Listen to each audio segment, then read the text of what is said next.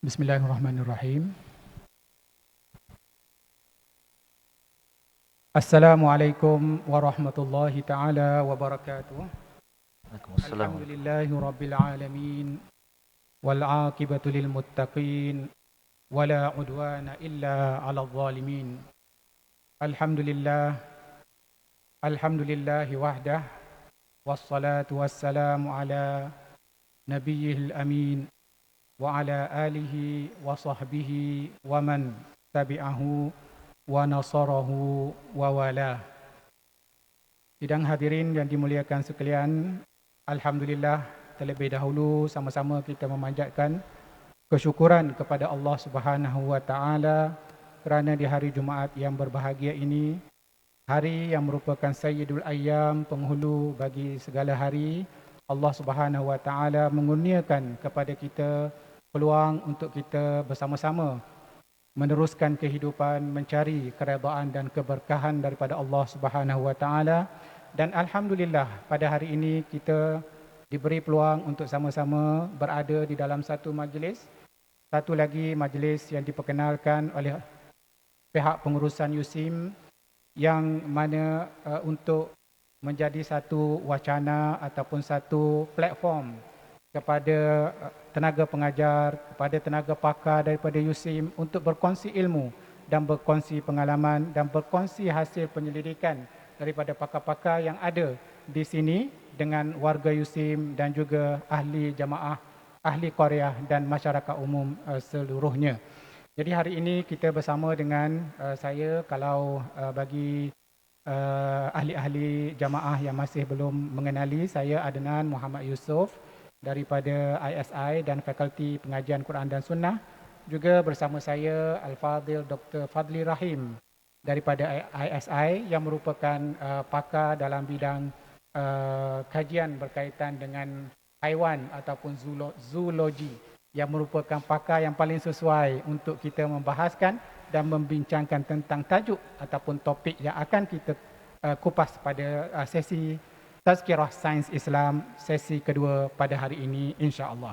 Jadi seperti yang tertera pada agenda Tazkirah hari ini, tajuk yang kita akan kupas adalah yang berkaitan dengan salah satu daripada haiwan yang unik yang disebutkan di dalam kitab suci Al-Quran dan dikaitkan dengan sejarah perjuangan salah seorang daripada makhluk yang dicintai oleh Allah Subhanahu wa taala, yang dikurniakan kemuliaan oleh Allah Subhanahu wa taala selaku rasul dan nabi utusan kepada kaum dan bangsanya.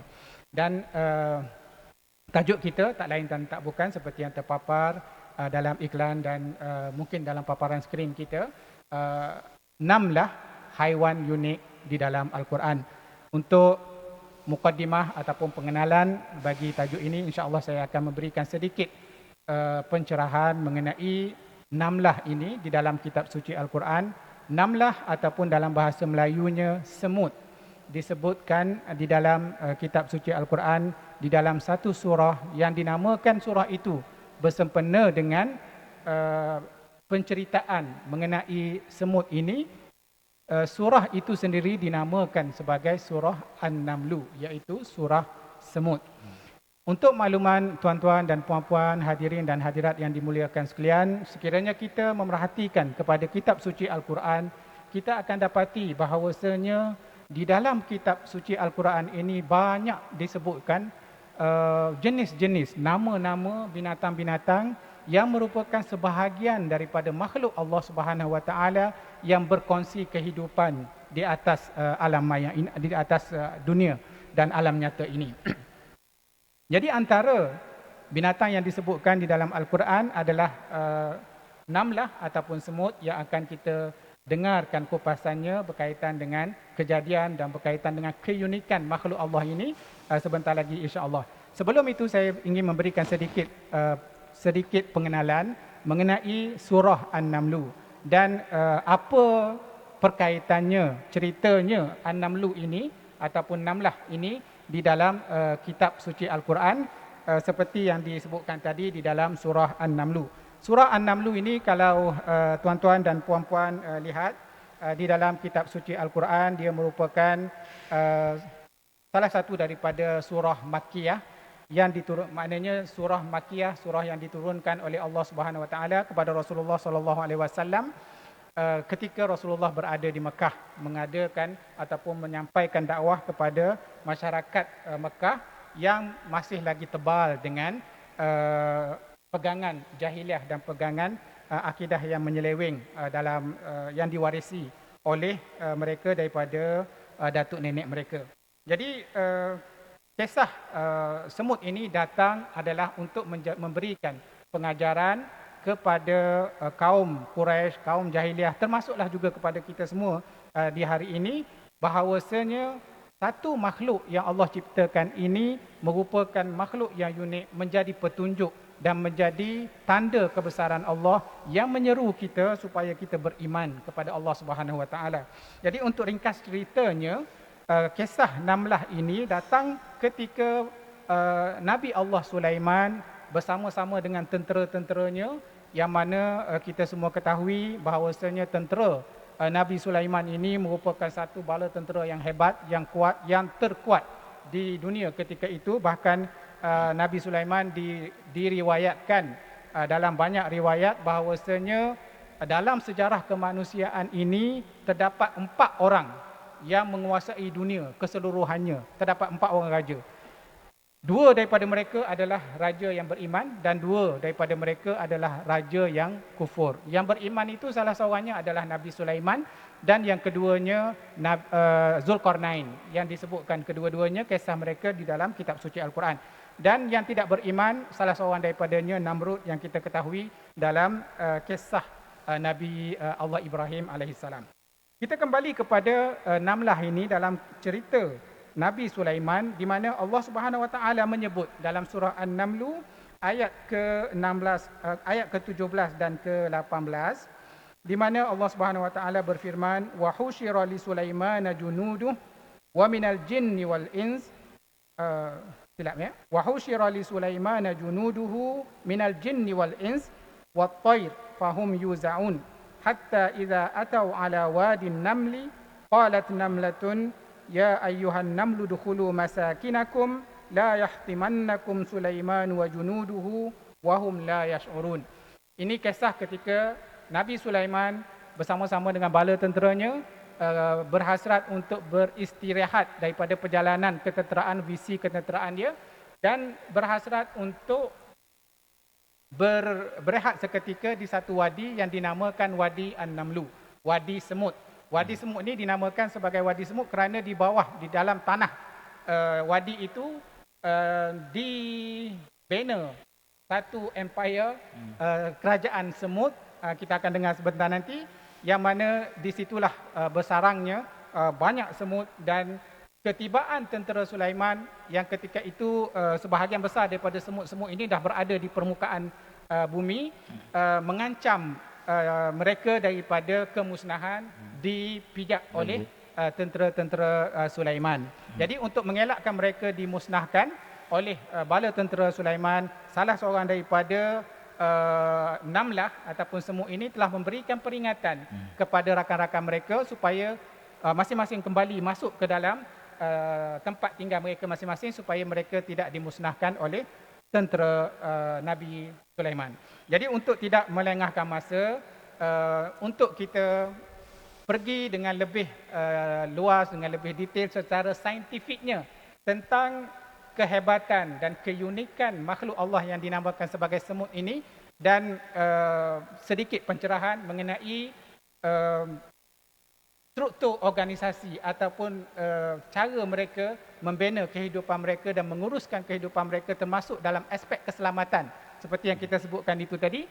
Kita akan dapat pencerahan yang lebih lanjut insya-Allah bersama dengan rakan saya Al-Fadhil Dr. Fadli Rahim, yang merupakan pakar dalam bidang zoologi ini seperti yang disebutkan tadi. Insya-Allah akan memberikan hasil-hasil dapatan daripada kajian saintifik dan penelitian beliau, yang mana akan menyerahkan lagi insya-Allah kepada kita penghayatan kita terhadap kisah Nabi Sulaiman ini, di mana ketika baginda berjumpa dengan kerajaan semut ini. Dengan tidak melengahkan masa, saya mempersilakan Al-Fadhil Dr. Fadli Rahim untuk meneruskan agenda kita. Silakan. Jazakallah khairan katsira ya Syekh Prof Adnan.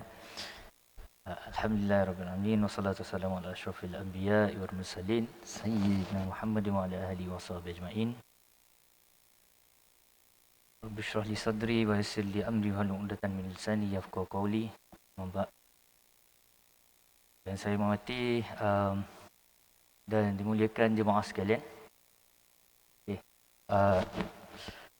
Prof Adnan punya tone sebagai agamawan, profesor besar tafsir sangat meruntun jiwa saya. Kerana saya ni background sains, orang sains ni dia jenis yang laju-laju dan jumpy-jumpy orang kata. Jadi 10 minit Prof Adnan telah memberi mukadimah kepada ayat dalam surah An-Naml yang berkait dengan apa yang kita nak bincangkan, dan apa yang Prof cuba terangkan tadi sebenarnya apa yang bukan saya akan kupaskan. Saya akan kupaskan sesuatu yang agak berbeza. Okay. Kerana saya ada 20 slide yang saya nak sedekahkan pada hari ini. Okay. Kerana slide-slide saya ada 20, dan kerana kita ada FB Live, dan nanti boleh tuan-tuan dan perempuan mungkin di rumah nanti boleh tonton semula. Jadi saya sedekahkan 20 slide yang ada link kepada YouTube dan sebagainya, supaya tuan-tuan dan perempuan dapat melihat apa sebenarnya yang nanti saya cuba untuk kongsikan ni dengan lebih mendalam. Kita panggil self learning ataupun deep learning. Jadi sebenarnya pada mulanya kita menghantar tajuk tentang haiwan dalam Al-Quran ni kerana kita berhasrat untuk mengupas buku sahabat kita Dr. Muhammad Idus Sempoh, yang sepatutnya saya bersama Dr. Idus untuk memberi tazkirah ni, mengupas buku tajuk demi tajuk ataupun setiap satu haiwan. Mungkin setiap satu haiwan tu tak dapat nak diselesaikan dalam masa satu sesi. Jadi Dr. Idus telah menulis tentang 27 haiwan dalam Al-Quran, okey, tentang tematik dan sosial linguistik, okey, dari bahasa Al-Quran dan sebagainya. Dan sebagai bandingannya ada satu poster ni, tuan-tuan dan puan lihat cari nanti di Google akan jumpa. Okey, Saudi Dog Panther ni meletakkan ada 28 hayawanat fil Quranil Karim, haiwan-haiwan yang disebut dalam Al-Quran. Tapi kalau tuan-tuan buat analisis dan membandingkan 27 haiwan istimewa dalam Al-Quran yang Dr. Widus tuliskan dengan 28 gambar yang ada di sini, ada setengah haiwan yang tidak sama ataupun missing dekat poster ni dan di dalam buku Dr. Widus. Jadi apa yang saya nak sampaikan ialah dia bukanlah 27 ini je lah yang ada dalam Al-Quran ataupun 28 ini yang ada dalam Al-Quran. So ada banyak haiwan yang disebut dalam Al-Quran, dan kata umum dia ialah dabbah. Okay, dabbah di dalam Al-Quran, haiwan. Allah sebut sebagai dabbah. So kepentingan pematian terhadap dabbah ni sebenarnya adalah ayat-ayat. Ayat-ayat itu tanda-tanda kebesaran Allah, sebab Allah minta kita untuk memerhatikan. Kan Allah sebut afala yanzuruna ilal ibili kaifa khuliqat, kan awalam yarau ilat tair. So Allah meminta kita untuk melihat. So sekarang ni apa yang saya nak tazkirahkan ataupun memperingatkan kepada kita, kepada diri saya dan kita semua di sini ialah apa yang Allah sebut ulul albab itu, sehingga dia boleh merasakan Rabbana ma khalaqta hadza batila. So Allah ulul albab akan merasakan bahawa apa je yang Allah ciptakan yang dapat diperhatikan itu dia tidak sia-sia.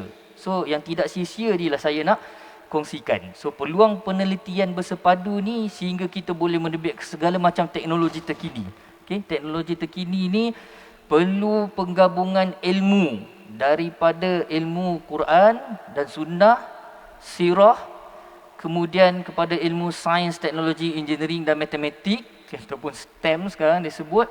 Kita kena duduk bersama-sama muzakarah sentiasa supaya kita dapat berjaya menerbitkan apa yang telah pun dicapai oleh tamadun atau tamadun yang dulu dan juga orang bukan Islam sekarang.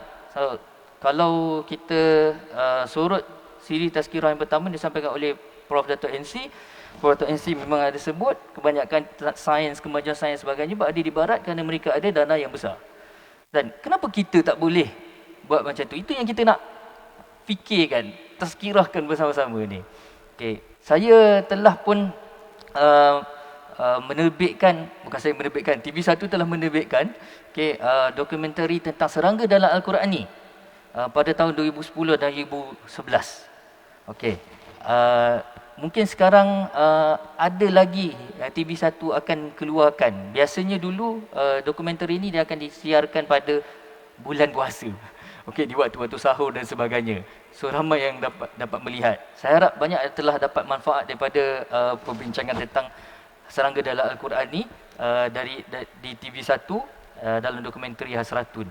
Sebenarnya dokumentari ini saya dapat daripada profesor saya punya buku yang ditulis pada tahun 1991, iaitu Rahsia Pengungkapan Serangga dalam Al-Quran, diterbitkan oleh Bahagian Hal Islam, sekarang ini JAKIM lah. Jadi prakatanya telah ditulis oleh Tuan Guru Harudin, almarhum Tuan Guru Harudin. Jadi saya rasa bertuah sangat apa yang profesor saya telah dapat capai. Ini saya dapat rasai perjalanannya apabila saya dapat bersama-sama dengan Prof. Adnan sebagai pengarah saya di Institut Sains Islam. Jadi saya memang teruskan legasi ini sehingga dapat menerobos sebanyak ilmu yang ada. Jadi haiwan yang disebut dalam Al-Quran, seperti mana yang saya sebut tadi dalam buku Dr. Bidus dan dalam poster yang ada, saya fokuskan dulu pada serangga. Serangga serangga kerana 6 lah yang kita sebut ni. Serangga yang kita sebut ni, semut ni adalah sebahagian daripada serangga dalam Al-Quran. Profesor saya menulis ada 8 serangga dalam Al-Quran dan telah menguraikannya. Mungkin tuan-tuan dan puan-puan boleh dapat buku-buku ni di pustakaan-pustakaan tertentu. Di perpustakaan musim ada, tapi dia tidak lagi dijual. Jadi saya punya tanggungjawab seolah-olah untuk menerbitkan edisi terbaru dengan kajian-kajian terbaru tentang serangga dalam Al-Quran. Dan kita biasa cakap laba-laba serangga, tapi di dalam bidang sains, bidang entomologi, bidang kajian serangga, Al-Ankabut ataupun laba-laba ni bukan serangga. Dia adalah satu kategori lain, Arachnida kita panggil.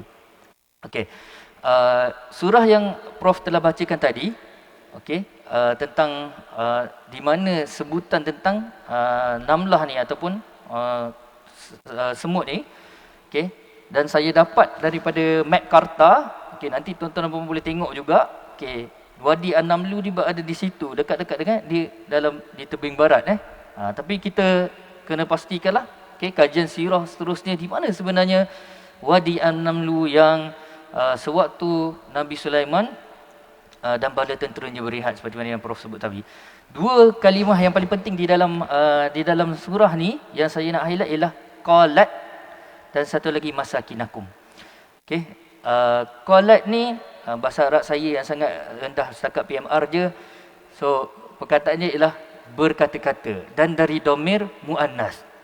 Kita dapat tahu yang daripada sini bahawa semut yang berkata-kata itu adalah semut betina. Dan melalui kajian sains, semut yang melata di atas tanah kebanyakannya ataupun boleh kata kesemuanya adalah semut betina.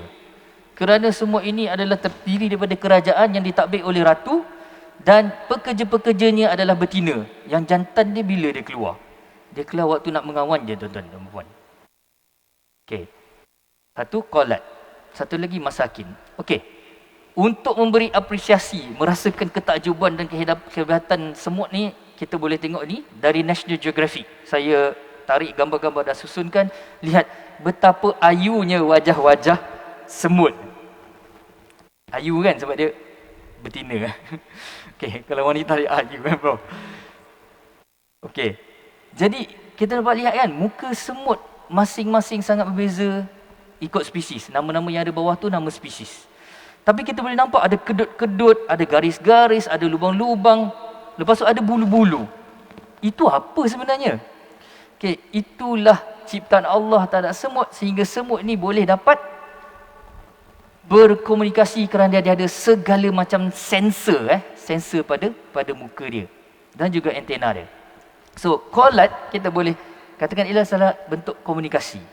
Okey, satu website yang paling mudah sekali untuk tuan-tuan dan puan-puan faham bentuk-bentuk komunikasi semut ialah yang saya bagi tu, nkeepers.com. Okey, dia dalam website tu dia bagi 4 bentuk komunikasi semut. Satu, bau, okey, feromon. Ini semua adalah bidang chemistry. Siapa bidang kimia, inilah peluang untuk mengkaji apakah stimulai ataupun benda-benda yang boleh merangsang deria semut kepada sensor semut tu. Okey, kemudian semut berkomunikasi melalui sentuhan. Semut juga berkomunikasi melalui bahasa isyarat. Okey, bahasa isyarat tangan dan pergerakan sesungut dia tu ada. Haiwan-haiwan baik apa pun semuanya boleh berkomunikasi dalam bahasa isyarat. Okay, dalam bahasa isyarat. Kita pun memang sepatutnya boleh berkomunikasi dalam bahasa isyarat, kan? Dan yang keempat ialah bunyi. Jadi persoalan saya, adakah ini sebenarnya yang Nabi Sulaiman dapat dengari? Okey, dapat dengari. Bunyi ini dapat dihasilkan daripada apa? Daripada semut-semut ni menggerakkan tangan dan menggosok-gosokkan bulu-bulu yang ada pada badan dia. Okey, jadi dia akan boleh menghasilkan bunyi yang agak kuat sebenarnya. Okey, kalau nak cuba lepas ni balik, cuba kacau semut dan kemudian tangkap satu semut dan masuk dalam botol dan dengar. Boleh dengar ke tidak? Tapi persoalan saya ialah, kalau Nabi Sulaiman dapat dengar apa yang semut tu perkatakan, adakah kita sebenarnya dapat berjaya memahami apa yang semut ni sedang katakan? Okey, sedang katakan tu dalam bentuk bunyi yang dihasilkan. Kerana saintis mendapati bahawa bila semut-semut dalam keadaan stres, dia akan boleh menghasilkan bunyi yang kita boleh dengar. Okay. Jadi kefahaman Nabi Sulaiman terhadap bunyi semut itu sehingga boleh menterjemahkan bahawa semut itu sedang memberitahu pada rakan-rakan untuk menyelamatkan diri. Itu adalah satu bidang yang sangat besar untuk kita explore. Okay. So, cabaran kita di USIM ni ialah untuk mengatasi ataupun seboleh tidak kita cuba membuat kajian sebaik mungkin sehingga kita dapat menerbitkan ijaz. Ijaz ilmi kepada apa yang telah disebut oleh Allah terhadap dalil-dalil aklinya, iaitu haiwan-haiwan ini. Kenapa? Kerana kalau kita tengok dalam Institute Creation Research ni, macam Institute Sains Islam lah kena mengatasi ni. So, Institute Creation Research ni ialah institut Kristian. Mereka juga kata tentang talking ants are evidence of creation. Mereka menyatakan bahawa benda ni melalui evolusi, ia telah diciptakan oleh Tuhan, tapi Tuhan mereka adalah Jesus. Okay, kita perlu mengatasi itu. Okay, untuk menjalankan penyelidikan. Saya memang, ini tazkirah kita ialah supaya masing-masing kita dapat menyemat ini, supaya kita dapat membuat penyelidikan, bersama-sama bergabung tenaga untuk sama-sama duduk sentiasa muzakarah. Kalau boleh balik lepas ni pergi makan, duduk kat meja makan tu, kita sama-sama berbincang apa yang saya sampaikan hari ni. Saya cuba share 20 slide sedekah saya hari ni. Okey. Kedua, masakinakum. Kalau tuan-tuan dapat rasakan hebatnya masakin ni, dan masakin ni apa? Ini paling unik kerana semut sahaja yang duduk di dalam tempat atau habitat yang dipanggil masakin. Dia berbeza dengan rumah ataupun bait. Haiwan-haiwan lain disebut seperti lebah. Okay, Allah suruh membuat sarang. Sarangnya disebut dalam Al-Quran sebagai bait. Sama juga seperti labah-labah, kan? Wa inna awhanal buyut la baitil ankabut law kanu ya'lamun. So buyut juga. So kalimah dia baitun. So semut ni masakin, dia berbeza. So berbeza dia macam mana? Tuan-tuan boleh tengok ni YouTube ni tentang kehebatan struktur megalopolis semut. Okey, yang pernah disingkap oleh manusia. Okey, tuan-tuan boleh tengoklah. So saya stopkan dekat 256 ni, tuan-tuan boleh tengok keseluruhan dia. Macam mana bentuk masakin ni berbanding bait. Dia adalah satu kompleks kediaman di mana Kompleks kediaman ni beza dia ialah tempat tidur lain, tempat makan lain, tempat buang air, tandas dan sebagainya lain, tempat jaga baby lain dan sebagainya. So paling mudah sekali kita boleh bayangkan masakan ni ialah macam asrama. Okey, macam kita punya KK kan, kolej kediaman. Okey. Kalau dalam tanah bentuk dia macam tu, semut-semut yang duduk di atas pokok pun sebenarnya macam tu juga. Dia dalam bentuk masakin juga. Dia bukan macam berterabur satu-satu, tak. Dia tetap dalam bentuk yang struktur dia macam tu juga.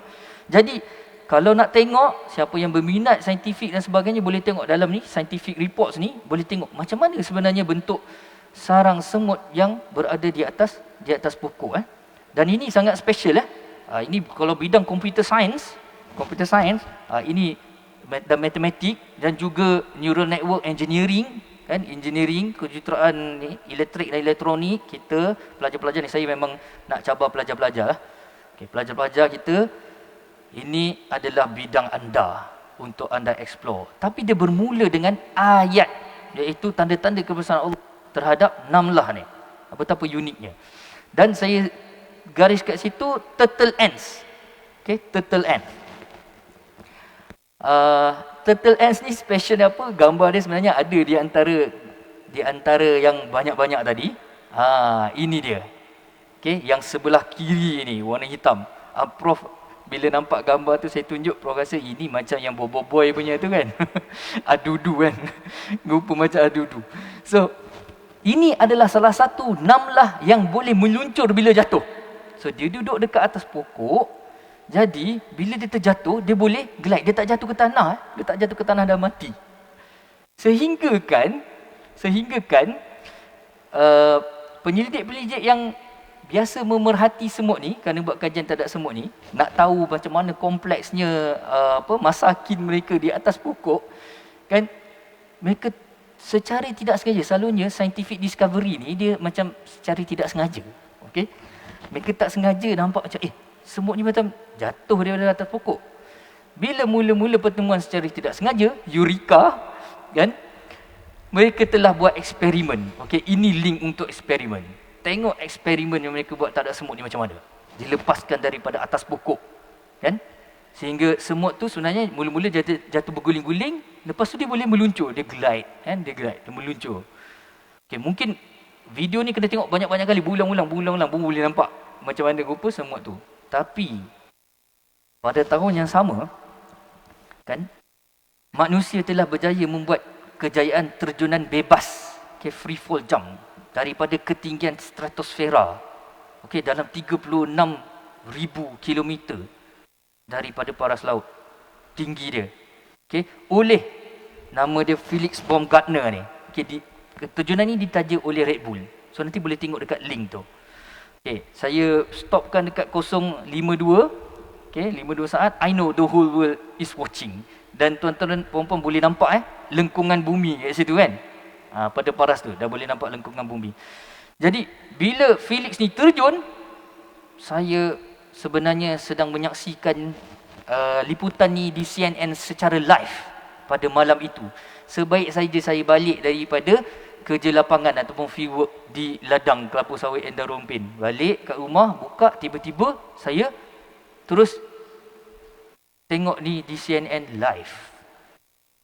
Bila Felix ni cuba nak terjun, saya rasa macam berderau darah, meremang bulu roma kata. Sebab apa? Sebab saya telah mengetahui satu ayat jemaahnya dari surah Al-Hajj ayat 31. Ayat 31 surah Al-Hajj menceritakan tentang bagaimana seseorang itu jatuh dari langit. Sesiapa yang mempersekutukan Allah, yang syirik kepada Allah, dia seolah-olah jatuh daripada langit. Tapi ni dia bukan jatuh daripada langit, dia sengaja menjatuhkan diri dia daripada langit. Macam mana keadaan dia? Saya terlepas slide yang sebelum tu, sorry. Bila kita jatuh daripada langit, dari ketinggian itu, apa sebenarnya yang berlaku pada badan kita? Dia sebenarnya lebih kurang sama juga. Sekarang ni, kalau tuan-tuan memang tuan-tuan dan puan boleh mengikuti The Race to Space dan juga Space Tourism oleh Jeff Bezos dan Richard Branson ni, semua dah tahu dah harga tiket nak pergi naik ke hampir-hampir ataupun lepasi Karman Line sikit tu kan. Okey, 100 km dari paras bumi ni kan, berapa harga tiketnya? Kerana apa? Kerana nak tengok bumi ni flat earth ke bukan. Okey. Harga dalam USD 200,000, tak tahulah dan naik ke tidak. Okey. Bila menaiki ke langit tu sebenarnya setiap orang yang naik tu, baik Branson dan kru dia ataupun Jeff Bezos dan kru dia, mereka merasakan sesuatu. So dalam video Jeff Bezos punya, dia sebut it's like an elephant on their chest. Dada dia akan terasa sesak. Tapi tuan-tuan dan puan-puan, melalui latihan, mereka telah berjaya mengatasi itu. Kalau tidak, dia semalam seolah-olahnya macam kita naik ke langit ni, macam gajah duduk atas dada kita. Tapi mereka telah berjaya pergi dan balik. Kenapa? Kerana training dalam G-force proses ni boleh tengok. Okay? Macam mana cara mereka mengatasi rasa sesak di dada? Dia ada teknik. Ada teknik nak bernafas. Okay? Akhirnya berjaya. So kalau tuan-tuan dan puan-puan nak pergi ambil space tourism, ada duit banyak, billionaire dan sebagainya, tuan-tuan kena melalui training macam tu. So sama juga bila menjunam, jatuh ke bawah dan sebagainya, dia akan rasa macam tu. Okay? Dan Felix ni bila dia terjun, sebenarnya mula-mula dia tumble sama macam semut. Tapi lepas tu dia boleh menguasai dengan teknik tertentu, dia tak terus berguling-guling jatuh ke bawah. Maksudnya dia dah pengsan kan, tapi dia tak pengsan. Mula dia terguling, lepas tu dia sedar balik dan dia depangkan kaki dan tangan dia. Kalau kita tengok, okay, tuan-tuan boleh tengok video yang panjang nanti, okay, link yang panjang sikit, boleh tengok macam mana dia meluncur sama macam eksperimen semut yang dilepaskan daripada pokok. Sebabnya mereka buat eksperimen terhadap semut tu bukanlah macam sia-sia je. Dia ada aplikasinya terhadap sesuatu. Tujuan dia, persoalan dia, tujuan dia untuk apa? Untuk apa sebenarnya dia buat? Untuk apa dia terjun daripada langit tu? Untuk apa? Kan? Soalan dia, untuk apa? So itu yang saya nak kita fikirkan bersama. Sebab Allah sebut dalam surah Al-Hajj macam ni. Kalau orang jatuh dari langit, kan? Kalau orang musyrik ni, dia seolah Allah gambarkan dia jatuh daripada langit. Lepas tu bila dia jatuh daripada langit, dia kena sambung dengan burung. So saya bagi contoh kat sini daripada web Stanford University, universiti terhebat. Okay, salah satu pemandangan yang sangat menakjubkan dalam dunia pemerhatian burung ialah apabila seekor burung disambar oleh Raja Wali. Okay, Raja Wali itu akan menjunam tajam, sayapnya separuh kuncup. Ini ada juga ayat dalam Al-Quran, Safatin wa Yaqbin kan. Dan dia akan terjah benda yang jatuh daripada langit tu, pada kelajuan 150 batus ke sejam. Kalau dia pakai kuku dia yang tajam tu, insya-Allah Felix tu akan mati. Mujurlah Felix tak disambar oleh burung pada waktu itu. Dan berjaya sampai ke tanah dalam masa hanya 10 minit. Ataupun kurang 10 minit. Nanti tuan-tuan tengok balik video tu. So apa sebenarnya yang mereka cuba buat? Adakah mereka cuba untuk mencabar ayat ni? Adakah mereka sedar bahawa ayat ini telah ada? Memang ada pengkaji-pengkaji daripada sekolah-sekolah agama mereka yang lain tu, okay, untuk mencabar ayat ni ataupun apa sebenarnya. Tapi kan kenyataannya sekarang, daripada kita memahati semut, mula-mula kita tak nampak apa-apa pun semut tu, National Geographic bagi tunjuk pada kita muka semut yang sebenar-benarnya kan, dengan segala sensor yang ada. Kemudian eksperimen semut yang dilepaskan daripada pokok setinggi itu boleh dinisbahkan kepada manusia. Kalau dilepaskan daripada ketinggian stratosfera tu, okay, manusia boleh selamat kalau ikut macam mana teknik-teknik yang semut tu telah kuasai sejak dulu. Dahsyat kan? Jadi sekarang ni sia-siakah anak-anak kita balik membelik semut? Sini kita punya pelajar-pelajar KGI tak ada hari ni. Sebenarnya pelajar sebab dia dah cuti sekolah.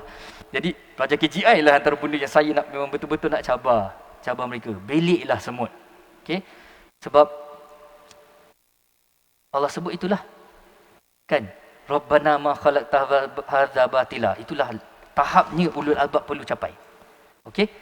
Jadi dalam National Geographic ni Spicer Rice says, okay, people usually think of the species that bother them, but the world has so many and they are all doing amazing things.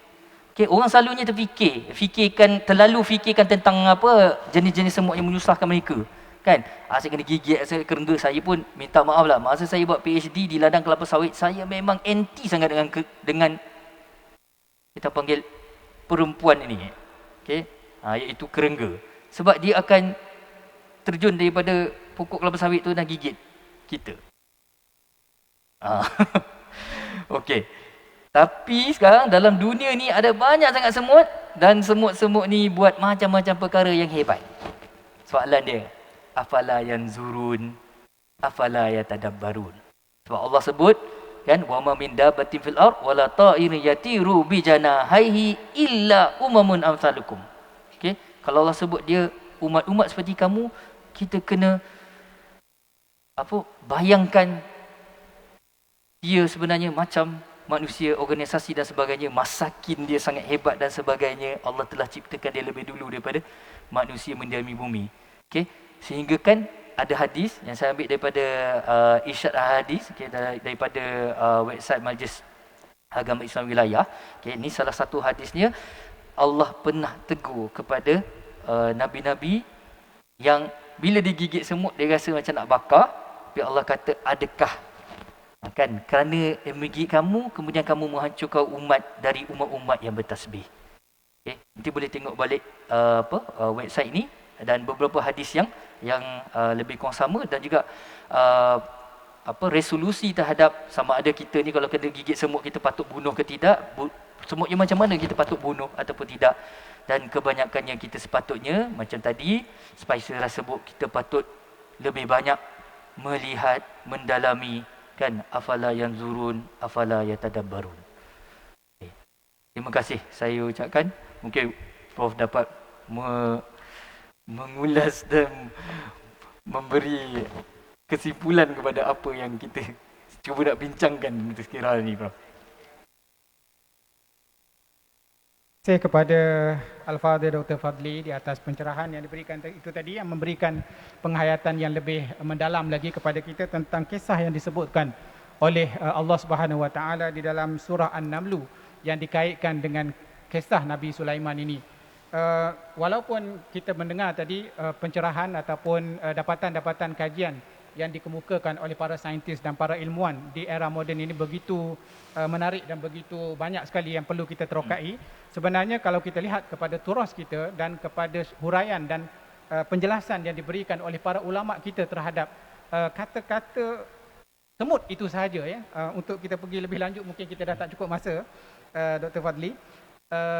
Saya nak ambil satu sedikitlah pengajaran daripada apa yang dirumuskan oleh para ilmuwan kita, para ulama kita, tentang apa yang kita boleh fahami daripada kata-kata qalat namlatun tadi itu, kata-kata seekor semut betina kepada kaum dia untuk sama-sama menyelamatkan diri daripada kemungkinan mereka dibinasakan oleh tentera Nabi Sulaiman.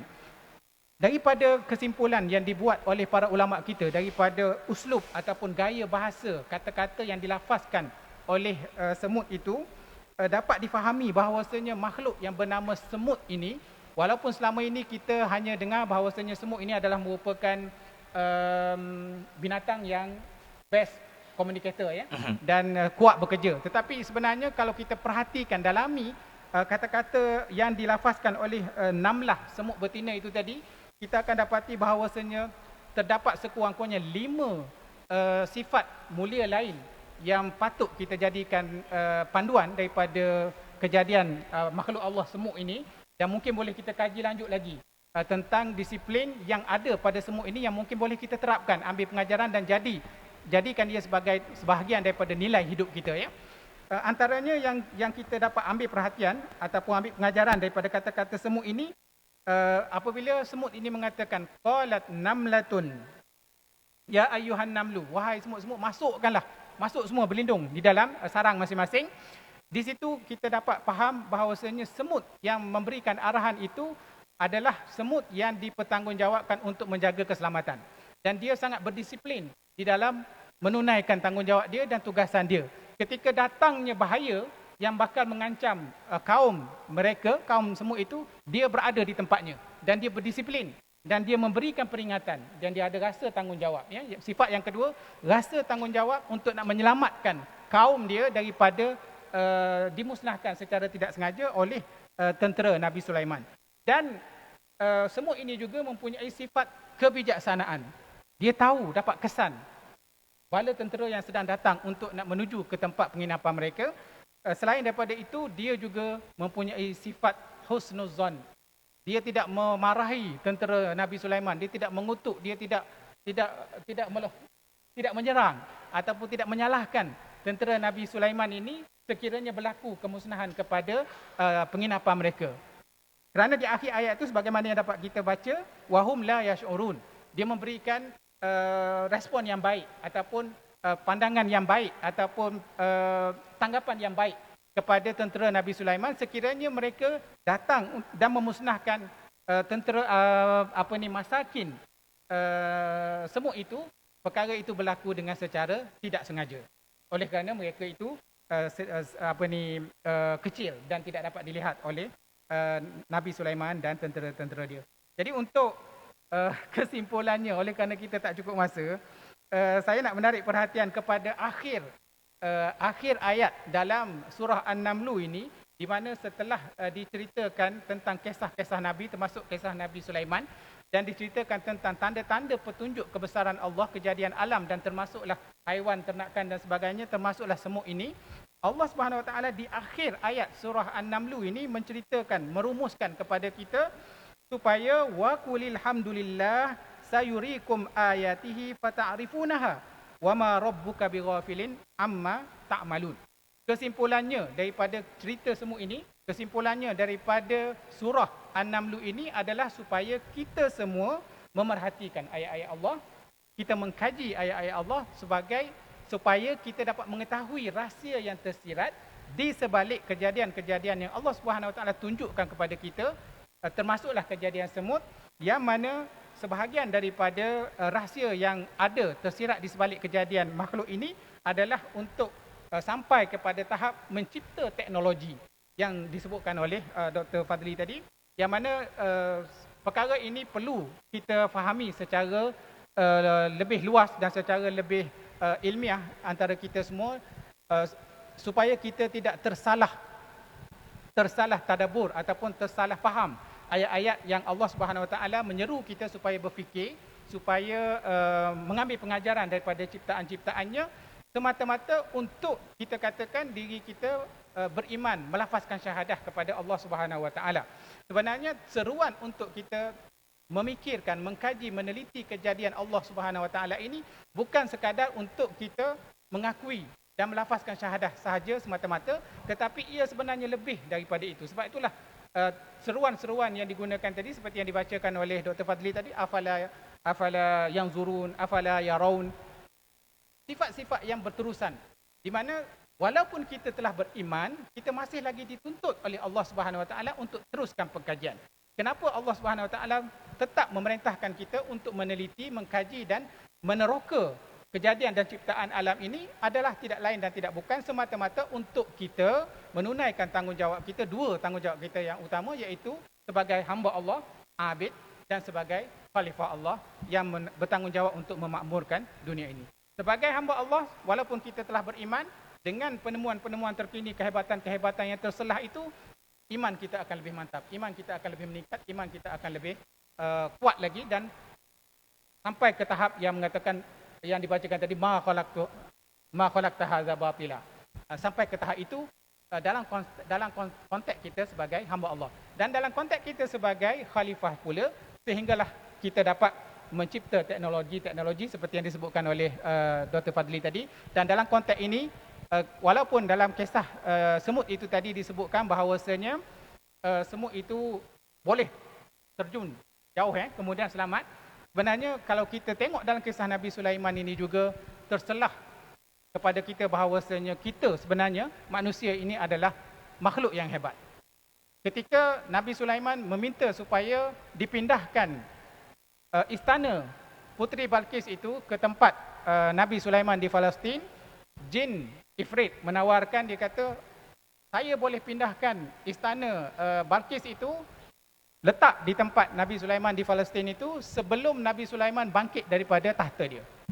Itu jin Ifrit. Tetapi abdun atahullah ilmu minal kitab, manusia yang Allah Subhanahu Wa Taala kurniakan ilmu daripada kitab Allah, dia boleh memindahkan istana itu daripada Yaman ke Palestin sebelum mata Nabi Sulaiman berkelip.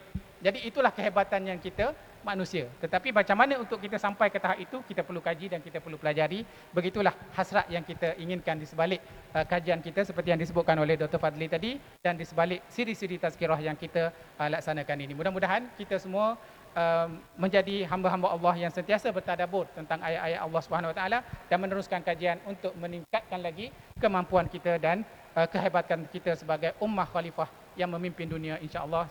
Setakat itu saja, masa kita dah berakhir. Mudah-mudahan kita dapat berkah daripada apa yang kita kongsikan. Segala salah dan silap dimohon keampunan daripada Allah dan mohon kemaafan daripada para hadirin semua. Mudah-mudahan kita dapat teruskan lagi siri tazkirah ini ke siri-siri yang berikutnya, dan segala kebaikan itu daripada Allah Subhanahu Wa Taala dan kelemahan dan kekurangan itu daripada kami sendiri dan daripada kekurangan kami dan kekurangan ilmu kami. Wabillahi taufiq wal hidayah. Wassalamualaikum warahmatullahi taala wabarakatuh. Waalaikumsalam warahmatullahi wabarakatuh.